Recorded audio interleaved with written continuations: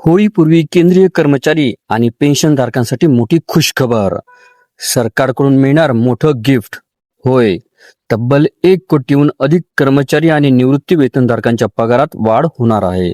पण नेमकी किती वाढ आणि तुमच्या खात्यामध्ये किती जास्त पैसे येणार, आज आपण हे सगळं स्पष्टपणे बघणार आहोत. काय मोठी अपडेट आहे? तर सरकारी नियमानुसार वर्षातून 2 वेळा महागाई भत्ता म्हणजेच DA हा वाढवला जात असतो. पहिली वाढ ही जानेवारी ते जून, त्याची घोषणा ही मार्च मध्ये होत असते आणि दुसरी वाढ जुलै ते डिसेंबर, त्याची घोषणा दसरा किंवा दिवाळीच्या सुमारास होत असते. गेल्या वेळी DA हा 3% वाढवला होता आणि एकूण DA हा 58% झाला होता. आता यंदा कितीने वाढ? तर यंदा ही DA मध्ये 2% वाढ ही करण्यात येत आहे. त्यामुळे एकूण DA होणार आहे 60%.